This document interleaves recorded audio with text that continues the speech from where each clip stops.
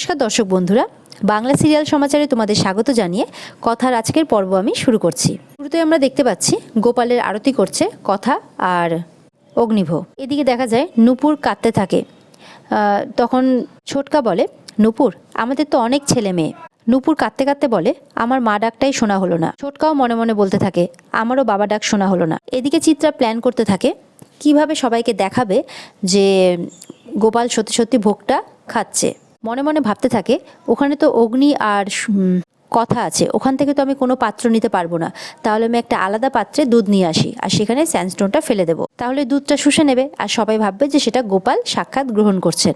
অগ্নি কথাকে বলে, আমি এখানে এসেছি আরতি করছি শুধুমাত্র আমার মায়ের জন্য, HOF এর জন্য তো একদমই নয়। আরতি হয়ে গেলে চলে যায় অগ্নিভ। এদিকে আচার্য মশাই কর্তামশাইকে বলে, তাহলে এবার নাম গান শুরু করা হোক। কর্তামশাই অর্ডার দিয়ে দেয়, ঠাকুরের নাম গান শুরু হয়ে যায়। দেখা যায় চিত্রা একটা পাত্রে দুধ নিয়ে সেখানে স্যান্ডস্টোনটা ফেলে দিল আর মনে মনে বলতে থাকে, এবারে কাজ হয়ে যাবে। চিত্রা পাত্রটা হাতে নিয়ে বলে, এ কি অদ্ভুত ব্যাপার, গোপাল দুধ খাচ্ছে। এটা শুনে তো বাড়ি শুদ্ধ লোক অবাক হয়ে যায়। দাদু বলে, কি বলছো মেজো বৌমা, গোপাল দুধ খেয়ে নিচ্ছে মানে? দেখা যাচ্ছে পাত্রের দুধ আস্তে আস্তে কমে আসছে। প্রিয়া শাশুড়ি মা তো সত্যিই মনে করে নিয়েছে। কর্তা দিদা বলে, এ কি গো, এটা তো সত্যি অলৌকিক ব্যাপার। আচার্য মশাই বলে, আমাদের কীর্তনের কৃপায় গোপাল সাড়া দিয়েছে, তোমরা নাম গান থামিও না, চালিয়ে যাও। এদিকে অগ্নি বলে, গোপাল দুধ খেয়ে নিচ্ছে, এটা আবার হয় নাকি কখনো? কথা বলে, আপনি এর মধ্যে আসবেন না, আপনি ঈশ্বর মানেন না, কিন্তু ঈশ্বর তো আছে। অগ্নি বলে, কি বলছিস তোরা, এটা কখনো সম্ভব নাকি? নিয়ে কথা আর অগ্নির মধ্যে কথা চলতে থাকে। সেই সুযোগে চিত্রা গোপালের কাছ থেকে বাঁশিটা সরিয়ে নেয়। দেখা যায় কথা আর অগ্নি গোপালের কাছ থেকে ফুল নিতে যায়। অগ্নি লক্ষ্য করে গোপালের হাতে বাঁশি নেই। তখন কথাকে বলে, গোপালের হাতে বাঁশির মতো কি একটা ছিল না? তখন কথা বলে, সর্বনাশ, গোপালের হাতে বাঁশি নেই। কথার হাত থেকে ফুলের থালাটা পড়ে যায়। বাড়ির সবাই অবাক হয়ে যায়। কথা কর্তা দাদুকে ডাকতে চলে যায়। কর্তা দাদুকে বলে যে গোপালের হাতে গোপালের বাঁশি নেই, এটা কিসের অশুভ সংকেত? চিত্রা বলে, বাবা আমি আপনাকে বলছি না, আমাদের পরিবারের উপর দিয়ে একটা ঝড় যাচ্ছে, আপনি বিশ্বাসই করছেন না। কথা বলে, গোপালের বাঁশি তো এতটা মহামূল্যবান নয়, তাহলে কে নিয়ে নিল? নীলাদ্রি আসে। নীলাদ্রির মা বলে, নীলু তুই চলে এসেছিস, এখানে তো সাংঘাতিক ঘটনা ঘটে গেছে। সমস্তটাই বলতে থাকে নীলাদ্রি। দিদা বলে, এ আমাদের পরিবারে কোন অমঙ্গলের ছায়া নেমে এলো? প্রথমে মা আনন্দীর কিরিটের হিরে উধাও হয়ে গেল, পাথর, তারপরে গোপালের বাঁশি উধাও, এসব কি হচ্ছে? দিদা চিন্তা করতে থাকে, কাঁদতে থাকে। কথা বলে, এইটুকু সময়ের মধ্যে বাঁশিটা কোথায় যাবে বলুন তো? অগ্নি বলে, কোথাও যায়নি, জোর আর বাঁশিটার দুটোই বাড়িতেই আছে। মানে বলে, চোর আর বাঁশি দুজনেই বাড়িতে আছে। উনি প্রত্যয়কে বলে, তুই বাড়ির সমস্ত দরজা বন্ধ কর আর তোর ফোর্স ডাক, বাড়ির সবাইকে সার্চ করা হবে, চোর আর বাঁশি এখানেই আছে। চিত্রা বলতে থাকে যে আমি ঠিক এই ভয়টাই পাচ্ছিলাম। তিলক বলে যে, কিন্তু আমি এখন কি করে পালাবো? চিত্রা বলে, সেটা আপনি ভাবুন, দাঁড়িয়ে না থেকে আপনি ভাবুন আর আমার থেকে দূরে সরে দাঁড়ান। এদিকে প্রত্যয় ফোন করে ফোর্স ডাকে। চিত্রা বলে, বাঁশি তো অত মূল্যবান নয়, ওখানে পড়ে টরে নেই তো, একটু ভালো করে দেখো না কথা মা। জুনি, ঋতু, কাকিয়া, পিসিয়া, কথা সবাই মিলে আশপাশটা খুঁজতে থাকে, যদি গোপালের বাঁশি কোথাও পড়ে থাকে। তিলক তো খুব ভয় পেয়ে যায়, কি করে পালাবে কিচ্ছু বুঝে পাচ্ছে না। চিত্রাও খুব ভয়ে থাকে, কথাটা কিছুতেই খুঁজে পায় না। এদিকে দিদা তো সমানে কাঁদছে। প্রত্যয় সবাইকে বলে দেয়, যারা নিমন্ত্রিত অতিথি তাদেরকেও আর বাদক দলকেও, যে আপনারা কেউ বাইরে যাবেন না, সবাইকে সার্চ করা হবে। পুলিশ ফোর্স চলে আসে। প্রত্যয় সবাইকে অনুরোধ করে তাদের সঙ্গে সহযোগিতা করার জন্য। চিত্রা গোলককে বলে, বাঁশিটা কোথায় লুকিয়ে রেখেছেন? তখন তিলক বলে, ওরা আমাকে সার্চ করলেও বাঁশিটা খুঁজে পাবে না, কারণ বাঁশিটা আমার কাছে নেই, ওটা আমি আমার খোলের মধ্যে লুকিয়ে রেখেছি। আর প্রত্যয় তো খোল, যত বাদক যন্ত্র ছিল সবকিছু এক সাইডে রাখতে বলেছে, সেগুলোকে তো সার্চ করা হবে না। তখন চিত্রা বলে, বাহ, ওয়ান্ডারফুল, ভালো কাজ করেছেন আপনি।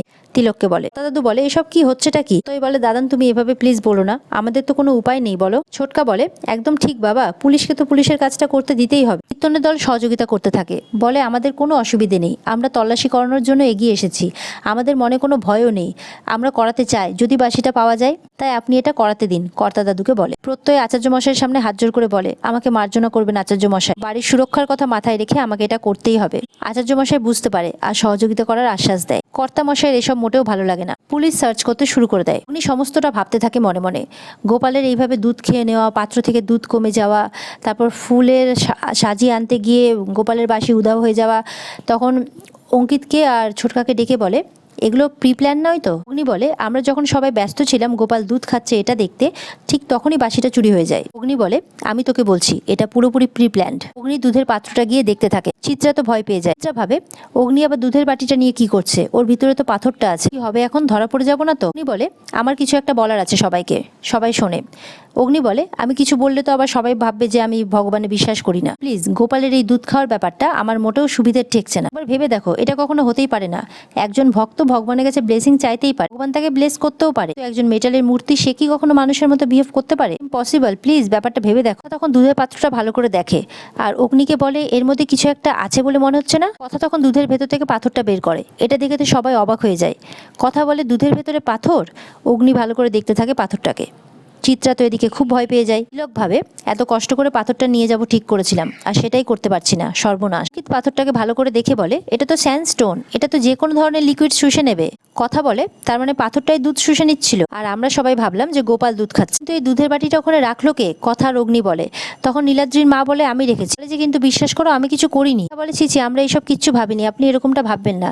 চিত্রা তখন গিয়ে বলে লেখা তো ঠিক কথাই বলেছে, আমরা কিচ্ছু মনে করি। যাই হোক, আপনি এই বাড়ির কুটুম, আপনি এরকম কথা মনেও আনবেন। মানছি আমাদের একটা সর্বনাশ হয়ে গেছে, কিন্তু আপনি প্লিজ এরকম কথা একদমই বলবেন না। চিত্রা বলে মা আমার তো মাথায় ঢুকছে না, দুধের মধ্যে পাথরটা রাখলো কে? আর আমরা ভাবছি গোপাল দুধ খাচ্ছে বলে আমরা ভক্তি ভরে মেতে গেছি। চিত্রা নাটক করতে থাকে, বলে কার মনের মধ্যে এরকম পাপ বলুন তো মা? লোক মনে মনে বলতে থাকে বাবা এ তো দেখছি 2 সেকেন্ডে বল পাল্টে ফেলছেন। স্ত্রী মাকে বোঝাতে থাকে মা তুমি নিজেকে কেন খারাপ ভাবছো, এরকমটা ওরা কিচ্ছু মনে করেনি। তখন নীলাদ্রির মা বলে বুঝতে পারছি, কিন্তু তা বলে গোপালের পুজোতে এসে সার্চ করবে আমাদেরকে?